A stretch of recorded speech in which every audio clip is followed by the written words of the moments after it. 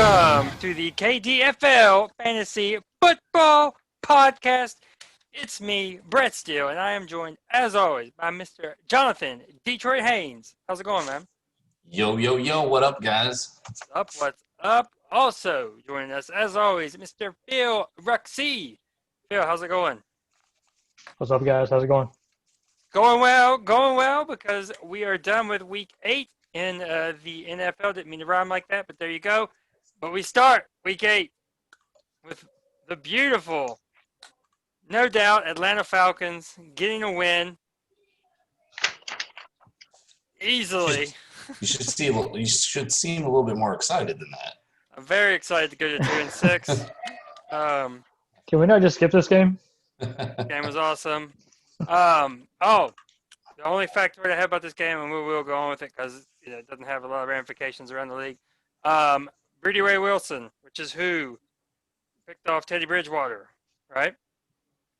Okay. His last interception was when he played at Connecticut, and he picked off Louisville's Teddy Bridgewater. Very wild stat. Wow. Where'd you steal that stat from? Never give up a source, as we know. Actually, can't remember. That's full. Yeah, that is a fact. Full circle right there. Full circle.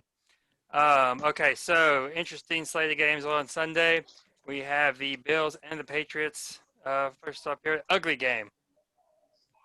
And Cam Newton's time in New England is getting rockier and rockier. He cost them the game here with a fumble while they were threatening to actually go ahead, or at the very least tie this game. So, I mean, it's Josh clear Allen that Brady is the more important piece, right, than Belichick. I mean, it's clear. Absolutely. But we got the Brady haters out there that won't. It's not clear. I heard that talk. Obviously it's not clear. It was clear before you. Clear? And Belichick's entire defense is gone. Okay, what did he do in Cleveland? He wasn't very good. And what did he do when he was with New England before Brady got there? They were a bad team. I guess, but I mean, yeah, one guy's on a loaded, jacked-up offense right now and a fully participating defense. The other guy doesn't have anything. I'm not defending Bill Belichick, but he's supposed to be this genius. He's not a very good drafter. No, the drafts have been bad. I will give you that. So I don't know. Whatever. No, it's not as. I mean, they're in two very different situations. Is my point. Well, yeah, and we can only go out what we see right now. Yeah, I suppose. I mean, one is in. Yes. All right, move on. Joe Burrow and the Bengals get their second win.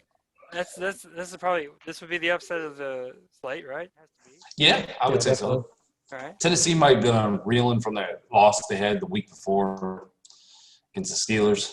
So I don't know. They've Ryan Tannehill's come back to earth the last couple of weeks.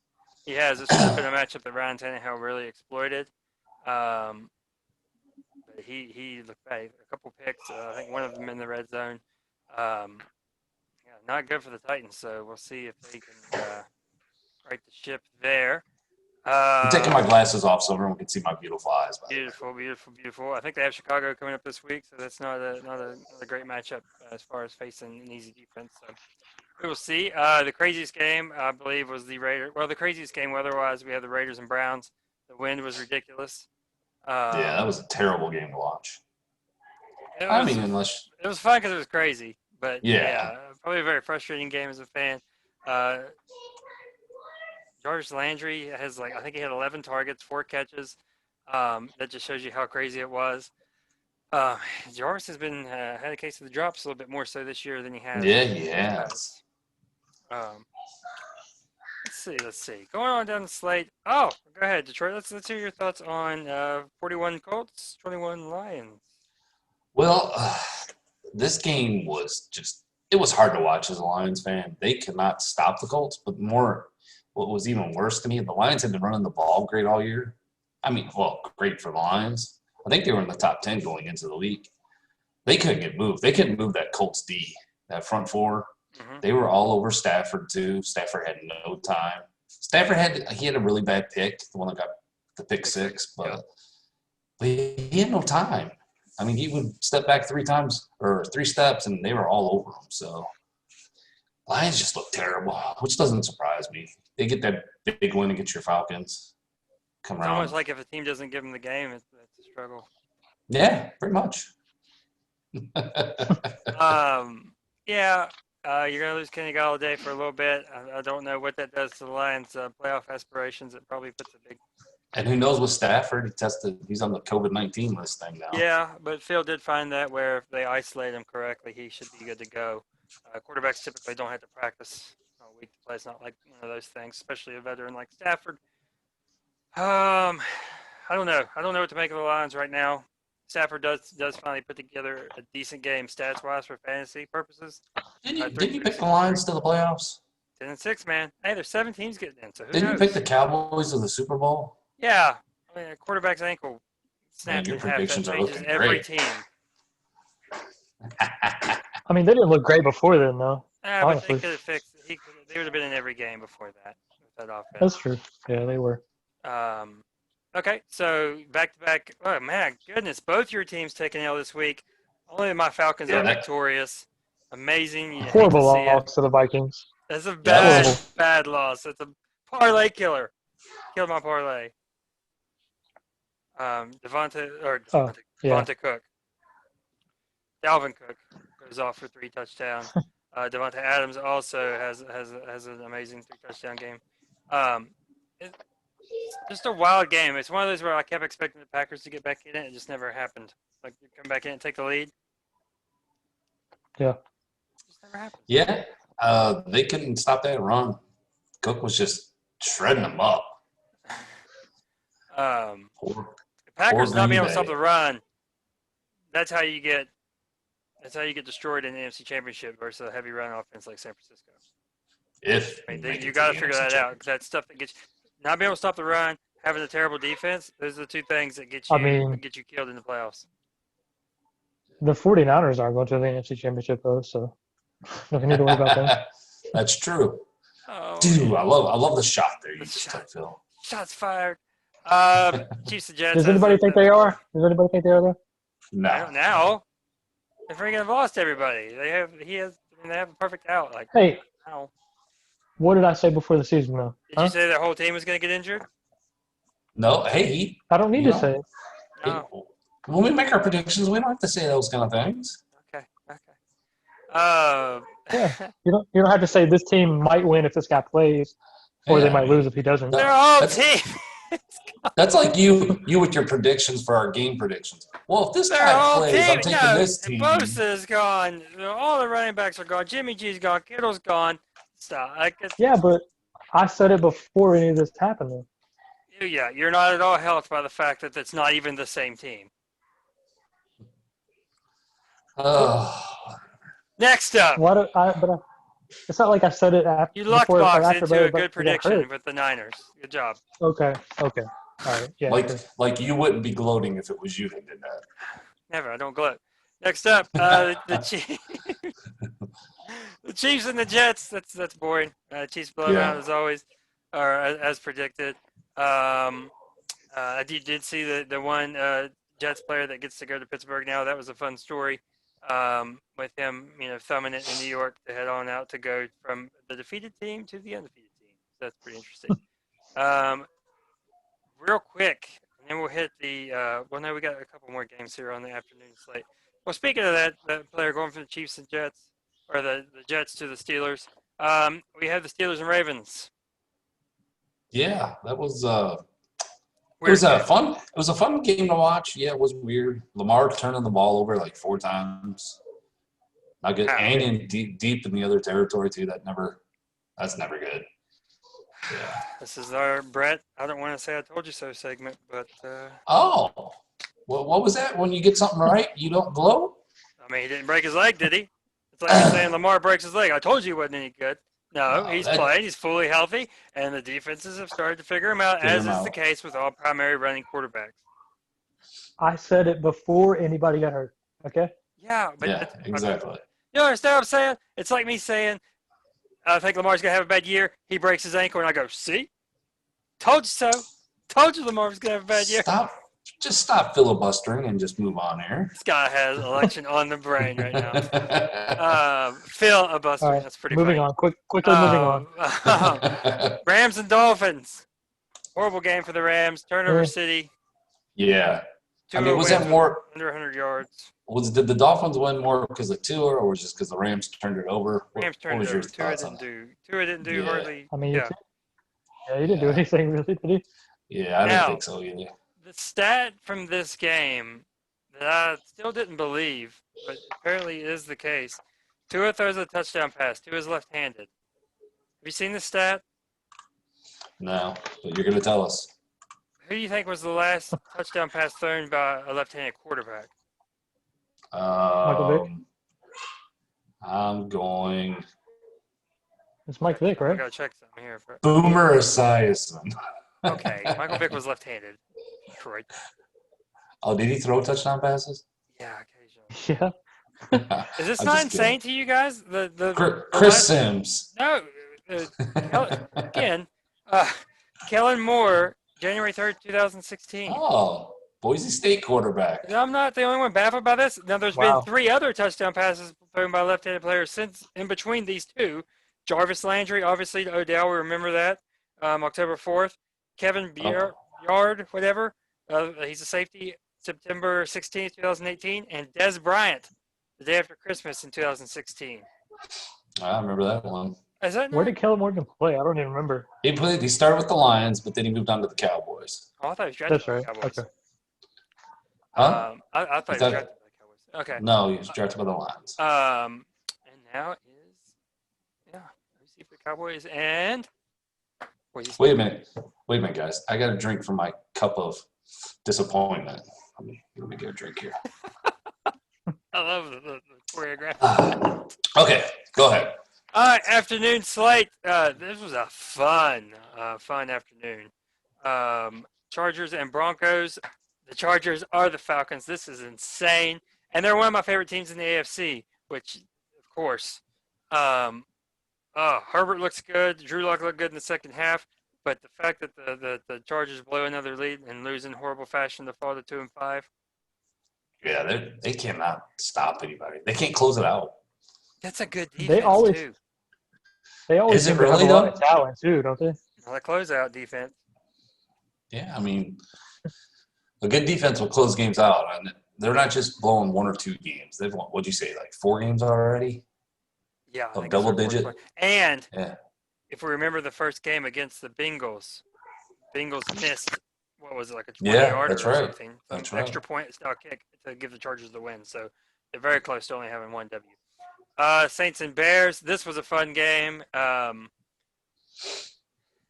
Saints squeak out a win. Whatever. I'm not worried about the Saints doing anything long term. If they come back to win the Super Bowl, that'll bite me. But this Saints team is Yeah, they're not winning the Biased. Super Bowl. Biased. until you start your best quarterback, not gonna matter. We're going with the shtick again. Hey, Drew Brees is a Hall of Famer, okay? Yeah, he's a Hall of Famer. Yeah. The Seahawks blow the doors off the 49ers. 49ers are hurt, all beat up. They look terrible. Jimmy G looks awful. This could be the end of Jimmy G in San Francisco. It looks like the savior was not the savior for them. They spent a lot of He's, money on him, that's for sure.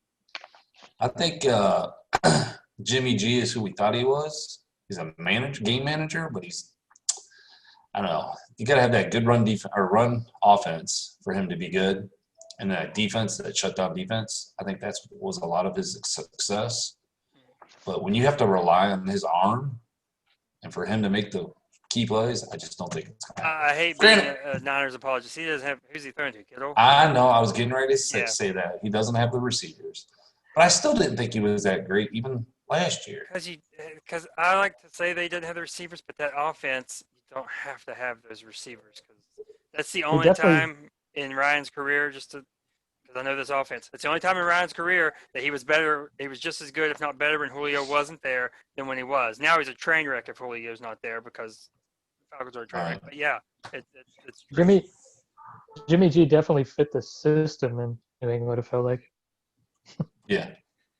I don't know that's a shot at directly, but it's multiple shots fired. I don't even know, honestly. That was just, I felt like I needed to say that. Oh, I forgot to mention this. Mitch Trubisky comes in for one play, has a nice run. Mitchell Trubisky is now on the injury report. He could be possibly hurt and miss Sunday. Miss the backup. That Wild. sucks. The ugliest game of the week: Cowboys and Eagles. I don't even want to hit on this. This game was brutal. I went to bed at halftime. Not because of my old man. I had to get up early. It was just brutal. Hey, shout out the orthodontist Danucci slinging that sidearm pass. I could watch those train wreck balls all day long. Just left. Boom. He's out there like he's in the movie Wanted, curving the bullet, shooting the pig. Oh my gosh, it was so much fun to watch. And all those curve passes that were going to people that were out of bounds, that were going to people 4 yards away. I'm sure he only did it like 2 or 3 times, but it felt like he did it 15. Love it. Carson Wentz is garbage. That's one of my takes. It's still on the stove, and we'll see if that continues to play itself out. Bucks and I got a Giants. couple questions. What? Couple questions real quick on the Eagles Cowboys. Do you think Zeke has kind of given up on the season?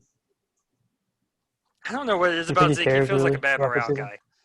Yeah, he doesn't seem like the great team player. And number two though, do you think he should be still caring about this season? I mean, they're really not going Yes. anywhere. Well, no, I When do mean, you care about your Yeah, he you're a numbers? should. professional. When you care about your numbers, his stats, he should Yeah, be no. eating up right now. They're not going to be throwing the ball, so he's going to get as much Yeah. work as he wants. And the But crazy thing, they're only a game out of first place. yeah, this season's That's the not crazy done. thing. Pollard looks more explosive Yeah, than yeah. right now. Yep. That's certainly something to keep an eye on. The Bucks and Giants to end up on Monday Night Football. Whatever. Daniel Jones is a train wreck so far. Maybe he'll get it together. Maybe he won't. He shows flashes, Yes. but they are just flashes. I just gotta say, from what I saw that game, Brady. I must say this. Brady is way better when Godwin's on the field. They look more explosive. I mean, I'm not really breaking news here, but when it's gonna be, and Mike Evans is not getting a lot of catches, anyways. I heard them Yeah. talk about this with Mike Evans. Mike Evans is used to a Jameis that just chucks it up. Right? He just chucks it up. Mike Evans, make it happen. You know, out athlete the guy, and pull down this contested catch. Yeah. Brady's not going to throw you the ball if you're not open. He has Too many used them on the options. goal line a lot. He's He used does. them on Well, the it's goal just a line. throw-up ball. That's where you get your contested fade route. But he throws it. If you get open, he'll throw you the ball. But Evans is not getting open in the short intermediate routes, so you're seeing an issue with there. We get AB this week and Tampa. That will certainly be interesting. All right. So this week we have power rankings. This one I decided to go with. Give me your best, most surprising thing so far in the NFL season. So it could be anything: players, teams, whatever. Just something that just really sticks out to you. Most surprising. All right, for me, number 5, and I'm a little biased on this because this is fantasy related, and we touched on this earlier, is Lamar Jackson just looking average. Brett touched on this earlier. It looks like the defense are starting to figure him out. I'm not 100% sold on his weapons either, like his wide receivers, besides Andrews. So that's been surprising to me. Number 4 is the NFC is pure the NFC East is pure garbage. I am shocked. I thought Dallas and Philly would be really good this year.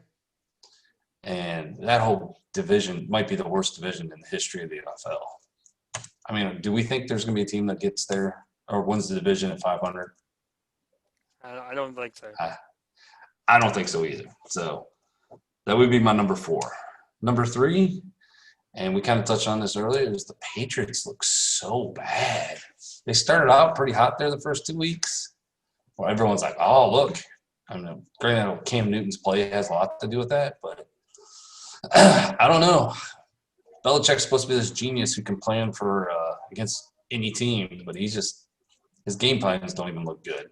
So I'd say New England would be number 3 for me.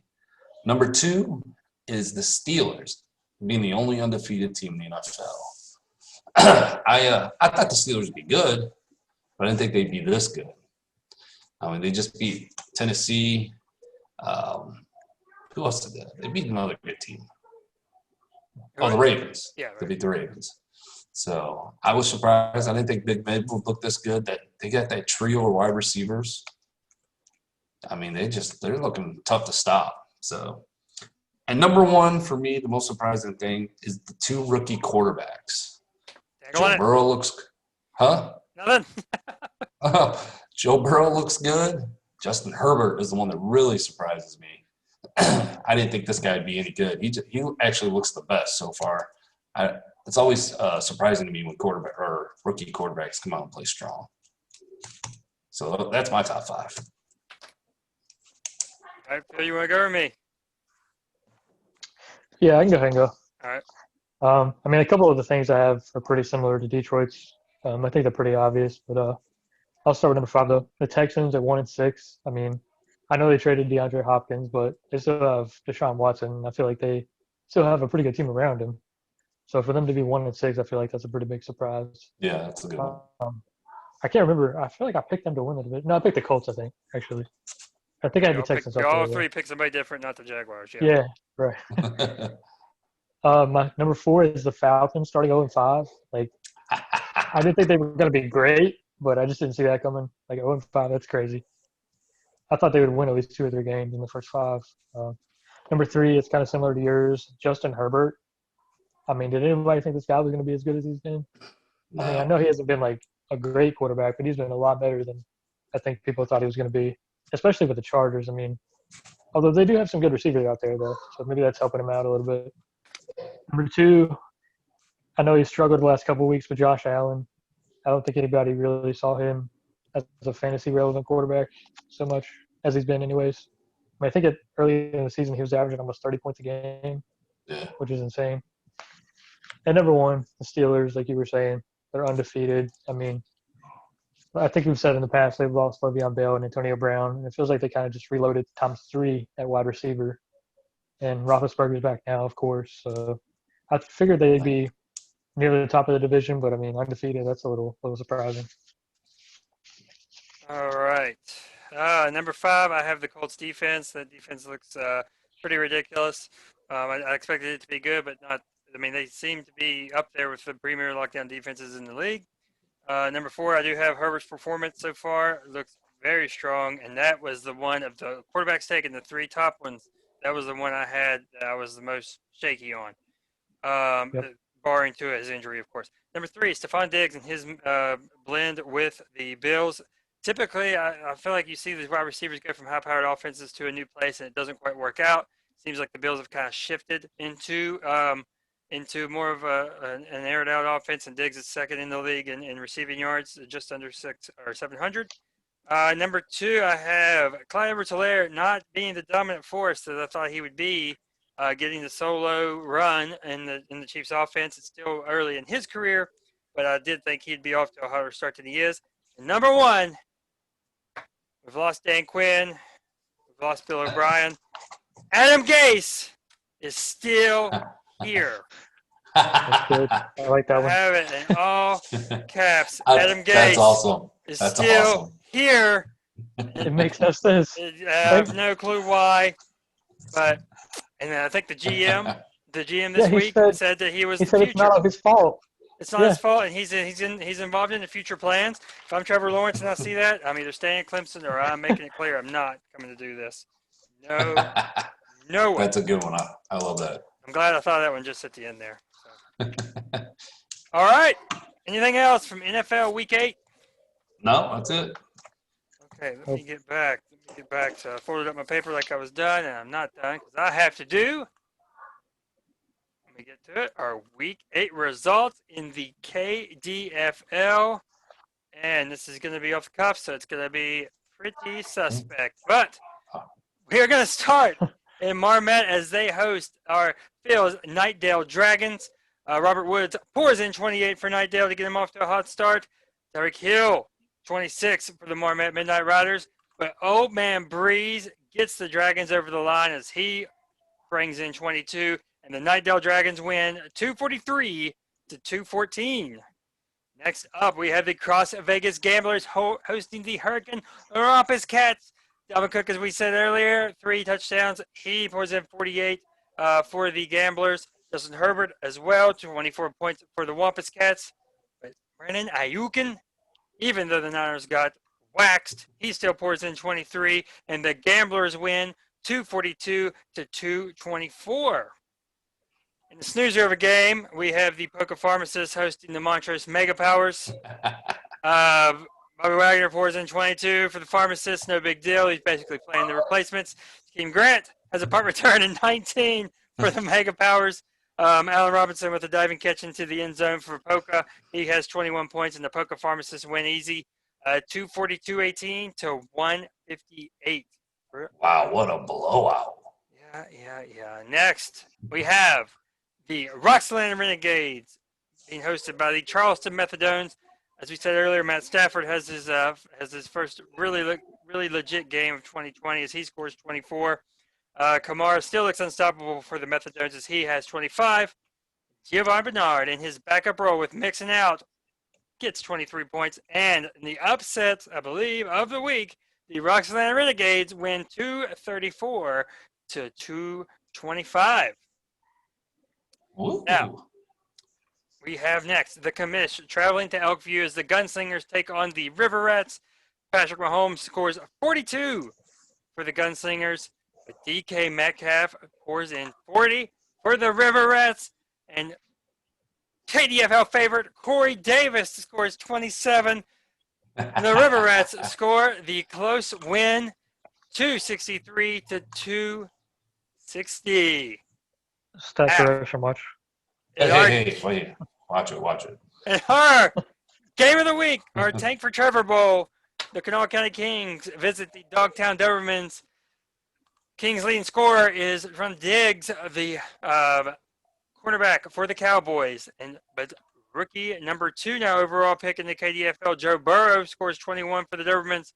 But McCall Hardman puts in 24, and he seals it for the Kings. They double their win total and go to 2-6. The Kings win 222 to 144. Now, that is it for KDFL Week 8, but I need to see who got bounced from the Eliminator. Who was that? How am I supposed to know? It's the Marmot Midnight Riders, isn't it? Once I got knocked out, I don't pay attention. You guys. Good job, guys. Great job. I believe it is the Marmot Midnight Riders. Hey, I think he was still the surprising team that was still in it. Yeah. Phil with a low-key shot there. Nicely done. Was it? I'm just saying Surprising that's how team we that's know somehow it was still in it. I cannot believe that this man has not been eliminated. This garbage of a team. He's Phil not. just ruthless. Okay. All right. Yep. All right, the Eliminator, it is the Marmot Midnight Riders. Credit to me for being able to pull that on the fly after not being prepared. I feel like with it he even already. said it himself in the chat that he was surprised he was still in it. Okay. I was copying his words. Ruthless. I like it, Phil. Your team is not good. I mean, let's be honest here. They're not good. All right, now I do have some announcement before we get to. Oh, okay. Let's hear it. Tim, as the GM of the Kanawha County Kings, has become addicted to breaking trade news.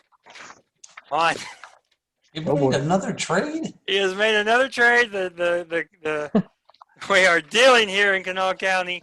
He has made another trade with the Bustin'. It's an interesting one. Jaguars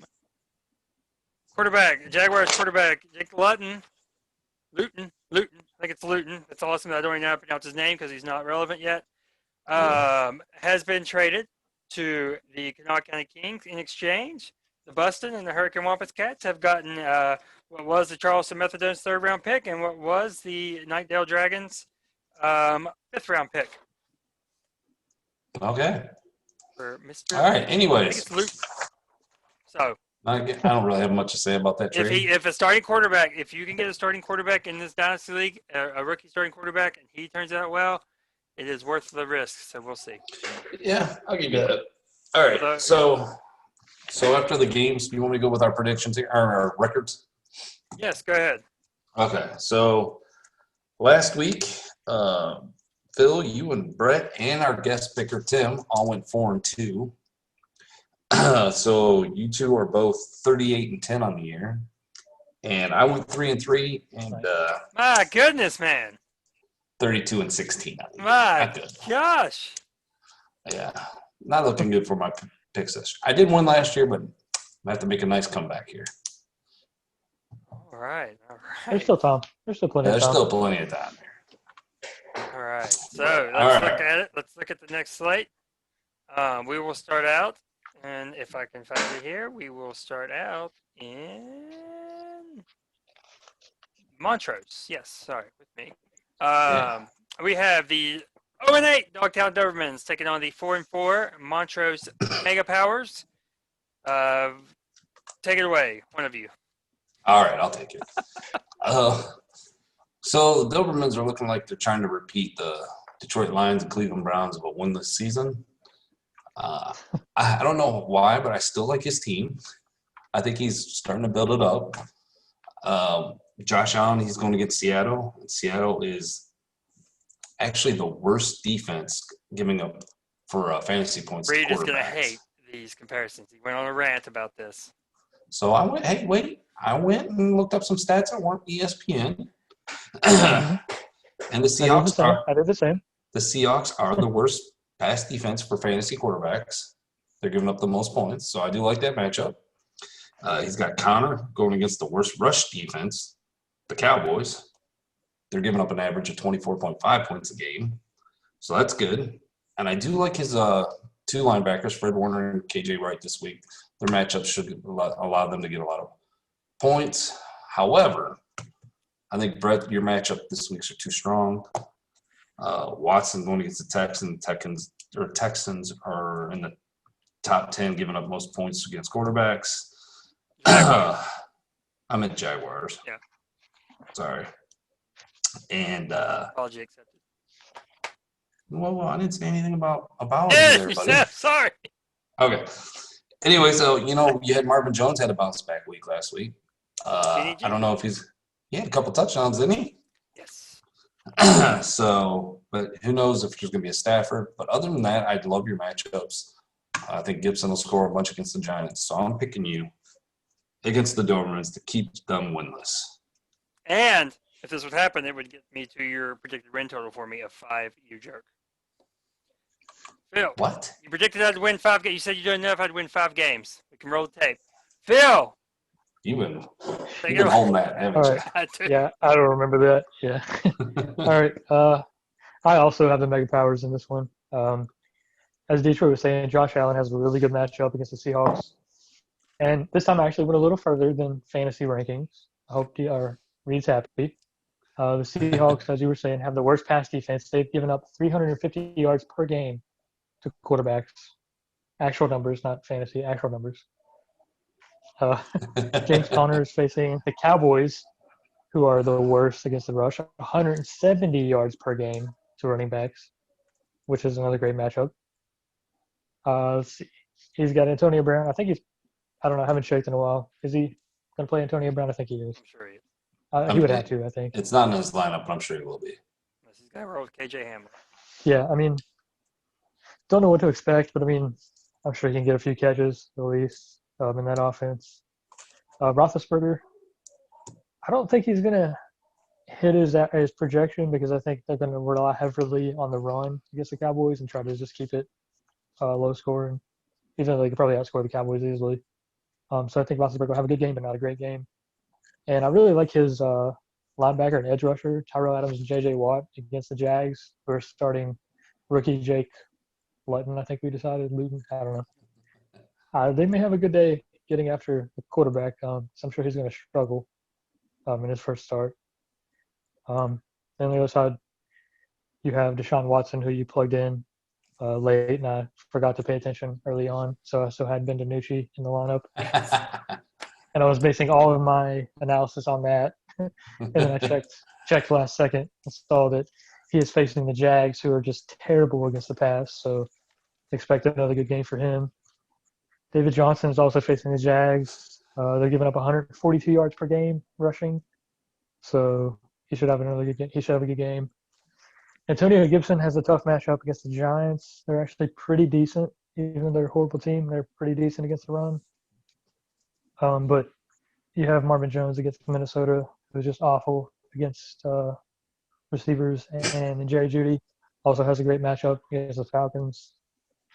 And finally, Brandon Cooks against the Jags as well. I think he's going to have a pretty decent game. So I think overall, you have some good matchups compared to them. So I think you're going to get the win. All right. Thank you, Phil. This is what happens Sweet. when you ask me to do research. Merciless I mean, God. All I right. love that we Blame did Reed. our Blame Me Reed. and analysts Phil, over me and Reed. Detroit looked at each other towards the end. I was like, is this? Look, he's a team that's Hey, rebuilding. He's look, 0-8. He's got some good pieces, of course. Some nice pieces. Deontay Johnson's nice. Josh Allen, Joe Burrow. Look. Joe Burrow's on the bye, so it's not going to work for him.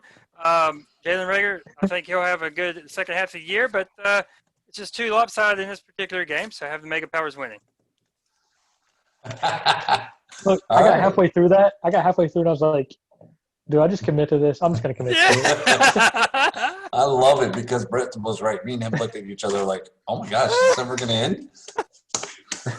So, flashback to like 3 episodes in. That was a nice callback. Flashback. All right, now next up we have the Charleston Methadones and the Kanawha County Kings. The Methadones looking to bounce back after a tough upset loss, trying to get back in the winning ways and hopefully move to 5-4 for their sake. Take it away, Detroit. Yeah, I'm shocked that this Methadones team is 4-4. I mean, they just I figured they'd be one of the top 2 teams, which they still can be.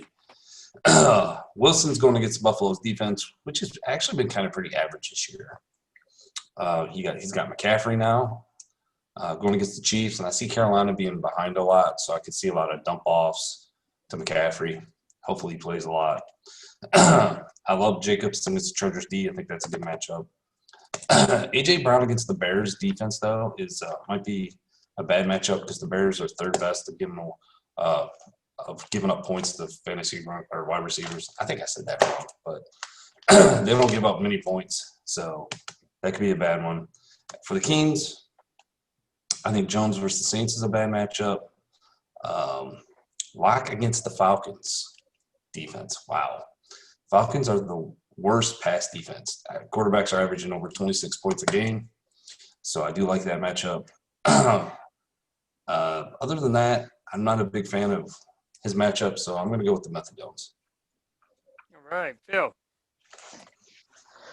Yeah, I also have the Methadones in this one. You got Russell Wilson, who, like you said, is facing the Bills D, but I still think it's Russell Wilson, so he's going to have a big game. That kind of ties into Tyler Lockett, a wide receiver, who should also have a pretty good game. Alvin Kamara, he has a tough matchup against the Bucs, who are only giving up 70 yards per game in for the rush.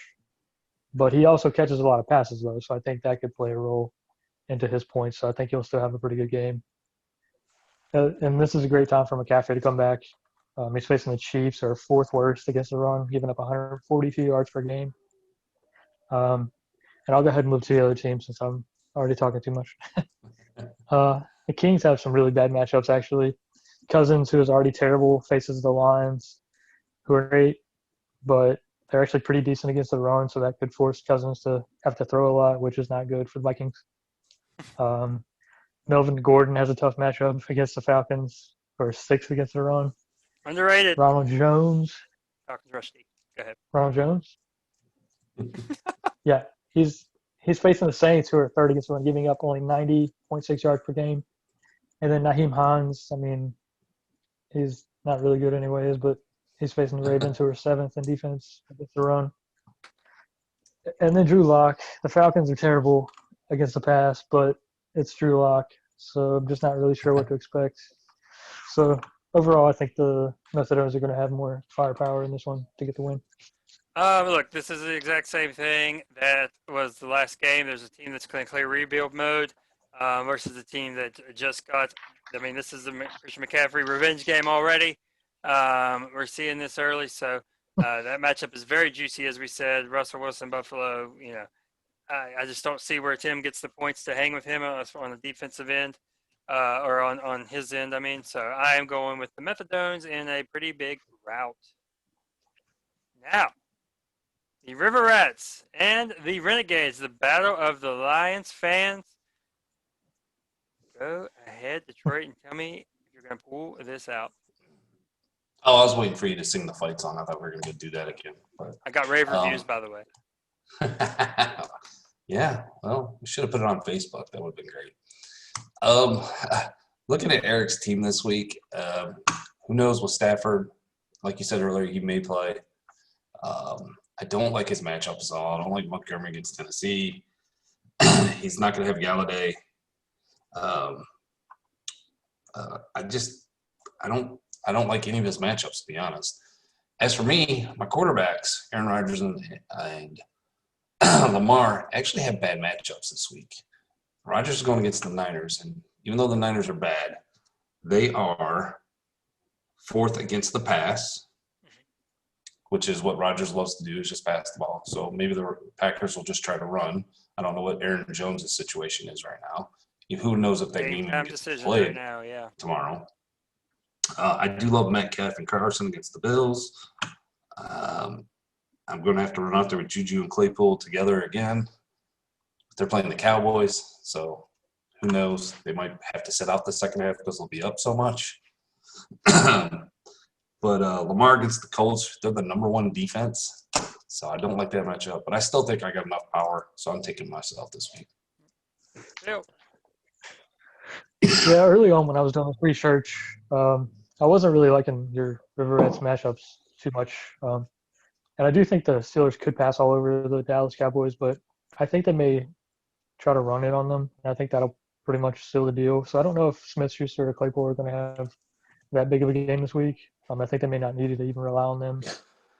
I know the 49ers slowed down Russell Wilson in yards, but he still threw for 4 touchdowns. So, I mean, Rodgers should still have no problem against the Seahawks. You mean the Niners? Kelsey's rolling. What did I say? The Niners? You said the Seahawks. Oh, Seahawks. Yeah, you're right. Okay, sorry. Yeah, the Niners. Lamar Jackson, as you were saying, I don't know if he said actually. I can't remember already. But he faces the Colts, who are number 1 in total yards in the NFL, rushing and passing. So he's kind of like a 50-50 quarterback, rushing and passing. So that could be an issue. Then on the other side, Stafford may not play. He may play. Who knows? But I kind of feel like the Bears-Titans game, it could be a running game. So I think Montgomery may put up some good numbers, even though it could be a tough matchup. But I do like Swift against the Vikings. So I think that's a favorable matchup against the run, even though they've only given up 5 rushing touchdowns this season. I still like that. But as you were saying, overall, not really sure what Tua is going to do. So I just think you have a little more firepower in this one. I think it'll be closer than projected, but I think you get the win. Thanks, Phil. Looking at this, I don't see where the Renegades score their points from, especially if Stafford's out. This is a Reynolds wrap. It's not happening. I don't see it. Rodgers will have no choice but to tear apart San Francisco through the air because he will not have a running back possibly. Juju's whatever, but him and Claypool both against that Dallas secondary. It's gonna be a lot of points there. Corey Davis, I think that the Bears' attention will go a lot to A.J. Brown, so Corey Davis might be able to get loose. Yeah, Lamar has a tough matchup with Indy, but he does have the rushing floor that always kind of keeps him in the game. And T.J. Hawkinson just went from healthy to questionable, so we don't know if he's going to play. If he loses 2 Lions, he loses 40% of his offense. So, therefore, I am going with the River Rats to win this game, and I don't think it's going to be close. I don't even think they're going to cover the 25 points that the spread shows right now. What do we got next? Next up, we have the Battle of the Thunder Buddies. The Gunslingers host the Marmot Midnight Riders. Trouble in paradise this week. So, Detroit, what do you see in this game? I think this is going to be a very entertaining game between these two teams. There'll be a lot of complimenting each other back and forth about how hard the other team's trying. Good job, guys. Good job. Everybody's trying very hard. For the Gunslingers, I'm not liking some of his matchups. Zeke against that Steelers D is going to be tough to get going, especially when they can't even throw the ball. He's questionable right now anyways. However, he does have Mahomes going against Carolina. I do like that. Hasty's going against the Green Bay defense, who is, I believe, they give up the most points against running backs. They So do. that's a good That's a matchup fact, for him. yes. So Alvin Cook. thanks. You start Nick Mullins. I don't know. I'm not liking that either. When you look at Mike's team, Teddy's going against the Chiefs. Even though the Chiefs have the third best passing defense, I think they're going to be playing from behind, so they're just going to have to throw the ball. I do like Keenan Allen this week against the Raiders and Mike Williams. And I love Mike's linebackers this week. So I'm actually going to go with the upset this week, and I'm taking the Midnight Riders. And I'm going to say the Gunslingers are going to lose 3 in a row. 3 in a row, that would mean it'd be the league. That's if there's no stat correction tomorrow. The league may shut down if that would happen. Phil, what do you see here? Yeah, I mean, I can't believe I'm saying this, but I think the Gunslingers have some pretty bad matchups and some stuff that doesn't look that great this week. I mean, of course, we've mentioned Elliott's not looking great for some reason. He's facing the Steelers, who are giving up only 96 yards per game against the rush. But, I mean, he's all they have, so I still think he's going to have a decent game. Jermichael Hasty, not really sure what to expect out of him. Then Nick Mullins at his second quarterback spot. I mean, he may be better than Jimmy G, but how good is he? And Devontae Parker, I'm not really sure what to expect out of Tua. He's probably not going to throw a whole lot, so maybe some low production out of Parker. And then Amari Cooper, of course, nobody can throw. There's nobody to throw to him either. So then on the other side, though, I feel like it's just as bad for the Midnight Riders, if not even worse, this week. Bridgewater may not even have to pass where McCaffrey's coming back, so he may not put up some numbers. J.K. Dobbins has a horrible matchup against the Colts, who are the best defense, but he's really not putting up a lot of points anyways. Same thing with Brian Hill. He has a good matchup, actually, but he's just not getting enough production. I just don't see the Gunslingers losing 3 in a row, so I'm going Gunslingers in this one. Let's see. I'm looking at this. The matchups are, in my opinion, in the Marmot Midnight Riders' favor. I do think Mike Williams and Keenan Allen both have very good games. Teddy B is going to be behind, so he'll keep throwing. But if you look at the tight end Gesicki, if Devontae Parker's not going to get any work from the Gunslingers, then Mike Gesicki's going to fall into that as well. And Bill Belichick gets to, game plan against Darnold, so that could be tough. But Justin Jefferson against the Lions, he should have a pretty big game. I think we got no Mark Ingram from Baltimore, but the Indy rush defense is tough, as is Pittsburgh's. This is like a cancel each other out all day long. I'm going to do it. I'm going to go with the Midnight Riders just because I want to see the Gunslingers lose 3 in a row and what that might look like. We'll talk about injury reports and wah. As if no other team's been hurt this year. Every team's been hurt. It happens. So I'm going with the Midnight Riders to get the upset as well to go to 4-5. It's a spite pick, but it's in the books. Oh, that's hilarious. So basically, you guys want anarchy in the league, basically. Yes, we do. I didn't say anything about That's what you're saying. he's going to cancel the league. I didn't take those kind of shots. But it's funny. Next up, we have the Poker Pharmacist, who just recently traded away Tom Brady this week, traveling to a Hurricane to take on the Opus Cats. And this is a battle of 4-4 teams. Detroit, what do you see here? Well, for the Pharmacist, which Cam Newton are we getting? Are we going to get the one that was pretty good the first couple of weeks? Yeah. He is playing the Jets. That's what I'm saying. So I do like that. So maybe he'll bounce back. I like Jackson against the Raiders. Tannehill's been coming back to normal. I said that earlier.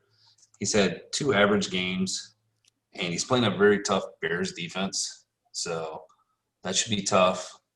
I do love Diggs against that Seattle pass defense. He should score a ton. For the Wampus Cats, I'm just not liking a lot of his matchups. Who is this? Tyler Irvin for the Packers that he's starting? Can you give me Running a back little if info? Aaron Jones is out. Yeah, I'm not sure about that. I think for the Wampus Cans to win, Murray and Hopkins are going to have big games against the Dolphins. So I think it's all going to ride on that. But with that said, I'm taking the Pharmacist this week. Right, Phil. Yeah, like you were saying with Cam, if he's going to have a good game, it's going to be this week against the Jets. I think he's going to have a pretty good game, though. Justin Jackson, the Raiders are pretty decent against the run, I think. So I'm not sure if he's going to have that great of a game. Chase Edmonds, I don't even talk about him. I'm going to move on from that. Mike Evans, I think the Saints-Bucks game could be pretty high scoring, but if Godwin is back, I think that could eat into Evans' production, who hasn't been that great this season anyways. Allen Robinson, it's a good match against the Titans. And you were saying Stephon Diggs. I do think he's going to have a good game, but it's going to be tough because, as always, Kirk Cousins is the one throwing him the ball. So it's a good defense to go against, but a bad quarterback. And he traded away Tom Brady. And I don't think Tannehill is going to put up that many points because I think I said earlier that the Titans-Bears game is going to mostly be a running game. So I think they're going to rely on Derrick Henry a lot in that game. So I'm not sure what they're going to get from Tannehill. On the other side, I mean, he has a couple beasts at wide receiver. Devontae Adams is averaging 29 points over the last 3 games. DeAndre Hopkins has a good matchup against the Dolphins. And he goes with Kyler Murray, of course, who plays really well against a good or bad defense. It doesn't really matter.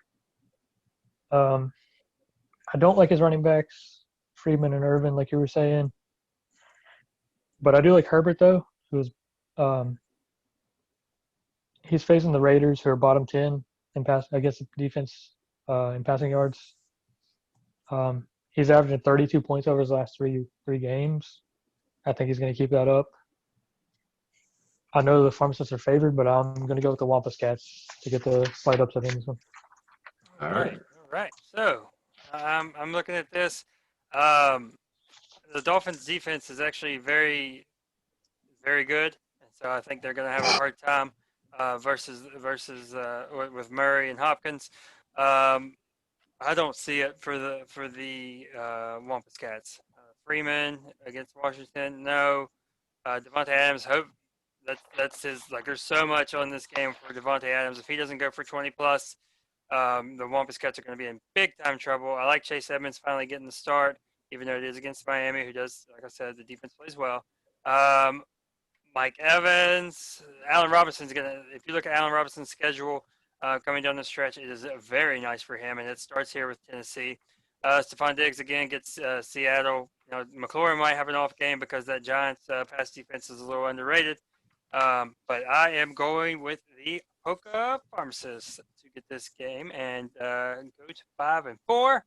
Now, wrap up week 9. Our game of the week.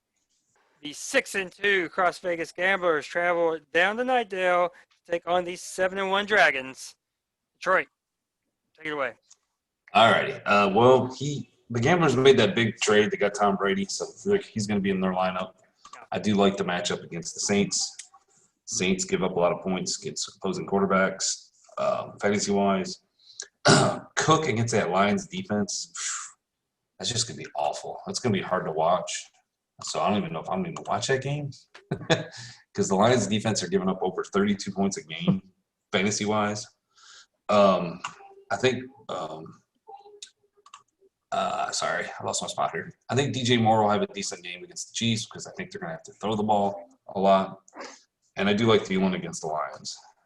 For Phil's team, I think Ryan versus the Broncos is a good matchup, and I like Fuller against the Jags. But that's about it.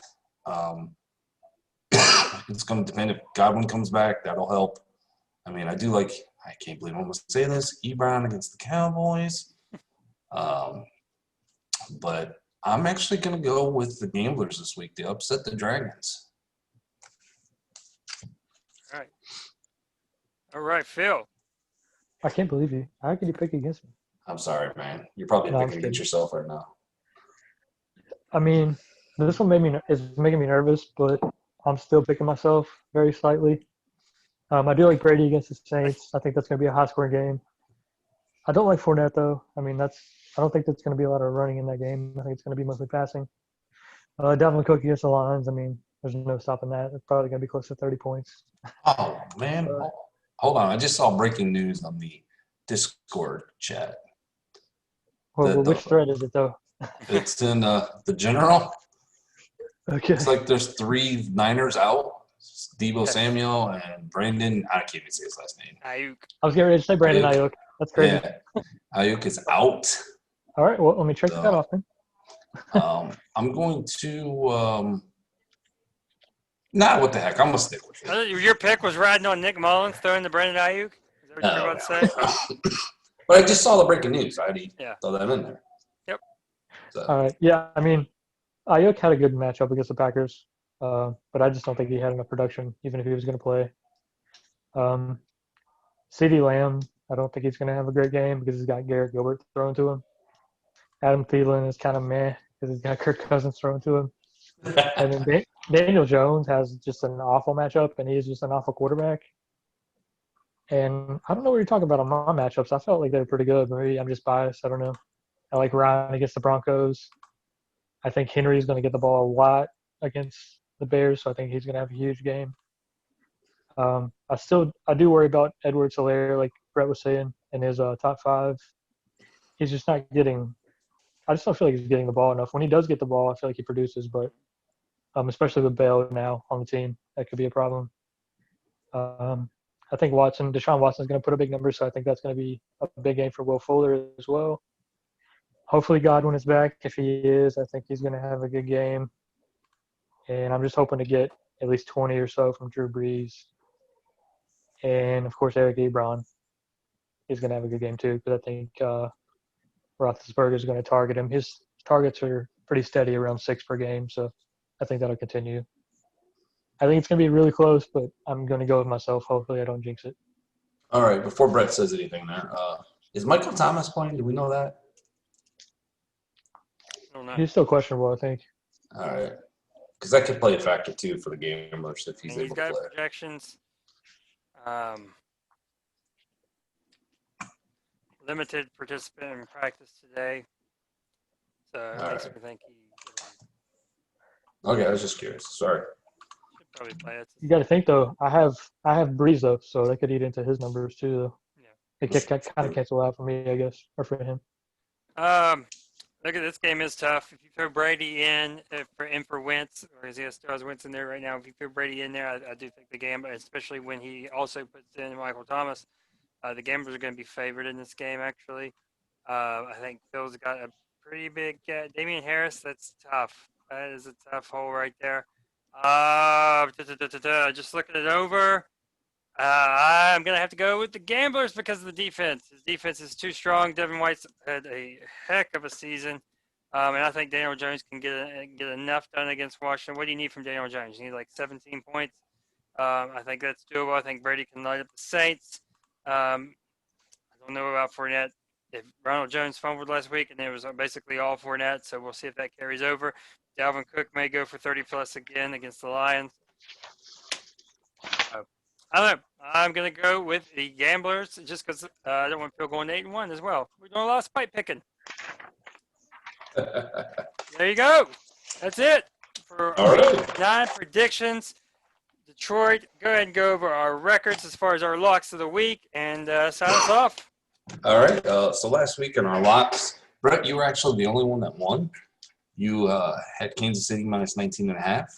You've brought up your stellar record up to 3-5 on your locks of the week. Phil, like I said, me and you both lost. You had Green Bay minus 7, so you're at 4-4, and I had the Rams minus 3.5. I'm at 4-4. All right, for this week, my lock of the week is I'm going to do an over. I'm going to pick a game that's probably not going to go over, but I'm taking Pittsburgh and Dallas. I know Dallas can't score any points, but it's 42 points, and I feel like Pittsburgh's going to score 42 points. So I'm going to take the over in that game. Pittsburgh and Dallas over 42 for Detroit. Anything else for you to add? Yeah, hold on. I was drinking on my cup of misery again. Yeah. All right. I'm going sign off with saying, Brett, you suck, and God bless America. Phil, tell the people how to get a hold of us and give us your lock of the week.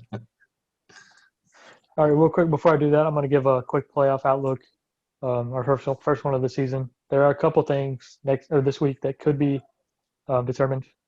They're pretty obvious, I think, if you really think about them. The Dobermans could be eliminated this week from the playoff contention with a loss to the Mega Powers and a Wampus Cats and Midnight Riders win. Wow. And then the Dragons can clinch a playoff spot with a win and a Mega Powers and a Wampus Cats loss. So basically, Ooh. the Wampus Cats and the Mega Powers are kind of tied into both of those things. Nice. Let's see. All right. And as always, they can follow us on Twitter. They can follow the show at KDFL Podcast. They can follow Brett at BrettStill2. They can follow you, Detroit, at Detroit8374. They can follow me at Phil Ruxy. They can also call or text the show at 901-609-KDFL. And my lock of the week, I'm going to do a homer pick again. I'm going to go with the Packers, giving 5.5 to the Niners in San Francisco.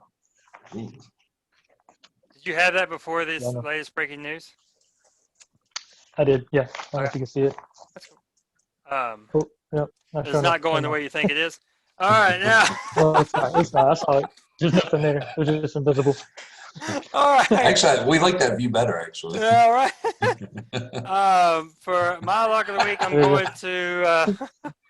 going to the game that I don't think hardly anybody's going to be paying attention to. But I love the Texans giving 7 to the Jaguars this week with the rookie quarterback in Jacksonville.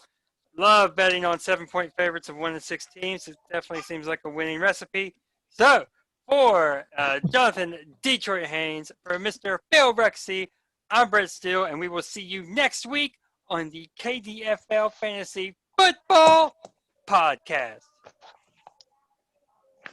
Bang, bang.